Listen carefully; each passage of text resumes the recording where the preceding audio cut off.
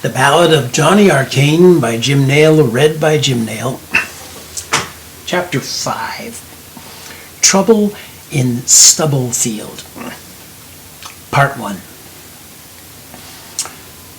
The sun rose and fell 5 times before he stood at the foot of a gently sloping hill, the entire summit commanded by the house of Miles Casterbean, Mayor of Stubblefield. Johnny had never seen a domicile so big before. It was twice the size of any normal house, and it was made of milled boards, the kind no longer fashioned in the known world. 2 enormous round columns framed the porch, and white lace curtains hung in the upstairs windows.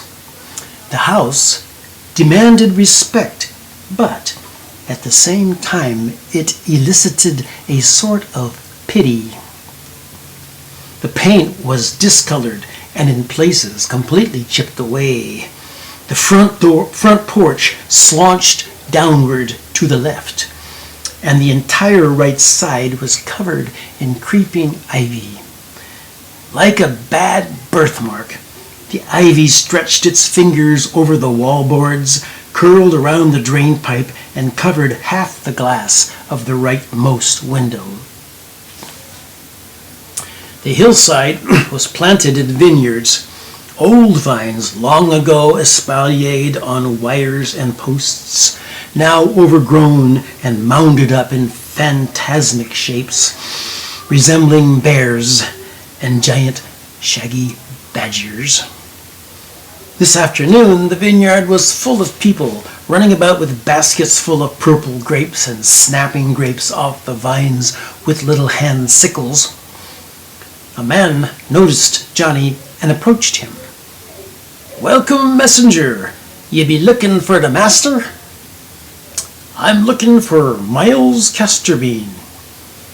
"Well, that be the master, then. He's up to the house. I think they're uncorking last summer's vintage."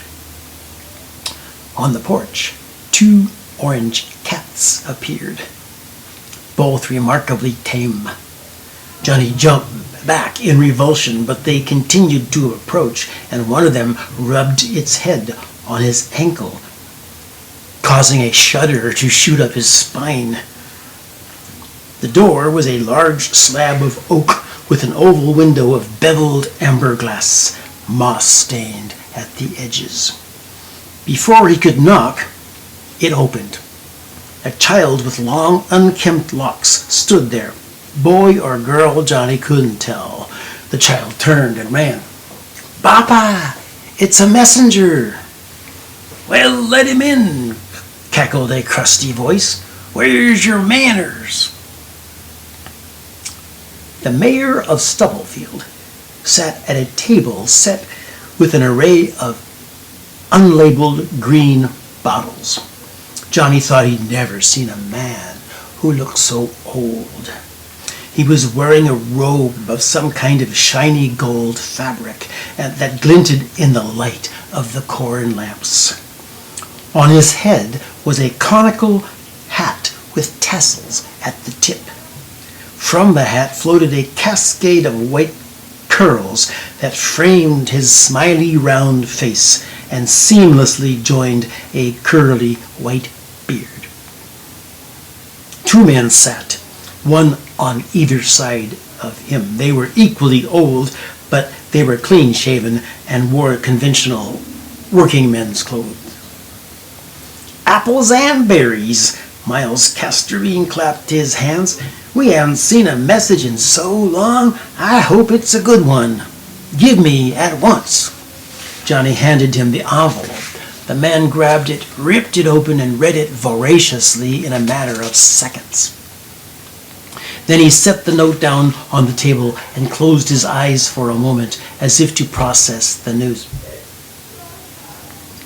"Arcane," he said. "What's your first name, my boy?" "How did you know I was Arcane?" "Oh, Burly Man mentioned you in his note." "Burly Man is his name?" He never told me. I called him the burly man in my head. Ah, well, it suits him. Young fella, the boy needs some wine. Start him on the tour. Indeed, sir, said the old man young fellow, hefting one of the dark green bottles. He spoke as if reciting something by rote. We begin with a Pringleback varietal. It has a loamy interface with a finish of carbonate and toad. He splashed a puddle of purple liquid into a dirty, tall-stemmed glass. Johnny had never seen or tasted wine before. If anything, there had been a little ale at the summer dances, and nothing strong had ever crossed his lips until the night Lucy had brought the amber bottle out from under the bed. He sipped cautiously.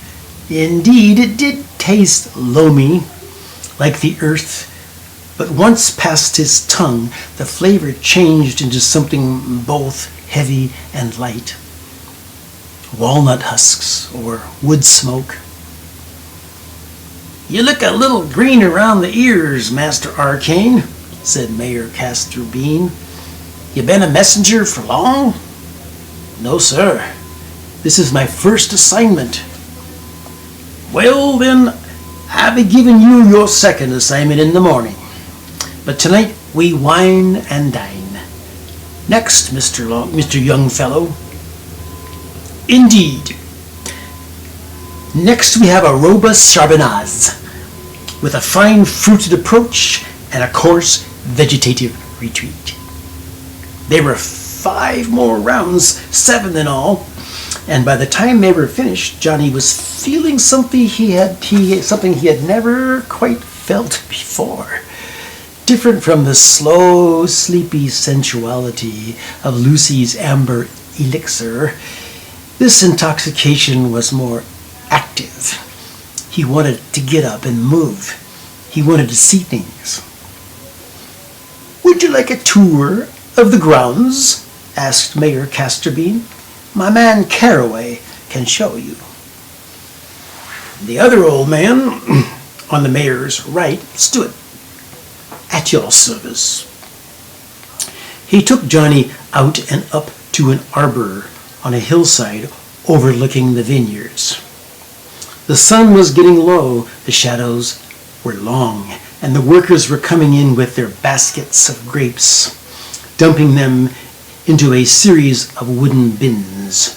Some of them were young girls with their peasant blouses and their hair pulled back. They kindled an energy in his limbs, a conquering spirit driven through his blood by the purple power of the wine. Caraway rattled on about the different varieties of grapes, their seasons and reasons, but Johnny couldn't pay any attention. Eventually, he noticed a line of low buildings in the east, their stacks pumping out billows of gray smoke. He asked about these. Ah, the textile mills. Yes, I dare say everything you're wearing comes from fabric woven in those mills. The machines run on steam. Everybody in the town of Stubblefield works in those mills.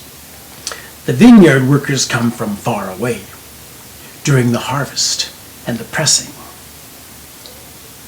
How do they get here?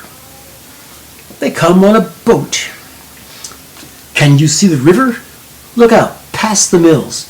It's the only river there is in all the 4 directions. That's why they call it the river only. Yes, there was a river, just a glint of it, snaking in a bend around the other side of the mill. A curious thought fluttered through Johnny's head. Well, how could that be? A river can't just keep going. It has to start someplace and end someplace. Well, of course it can. It comes out of the big cave in the North Skybird Mountains and drops into the big hole in the South Salty Flatlands. They should teach you more geography in school, sonny boy.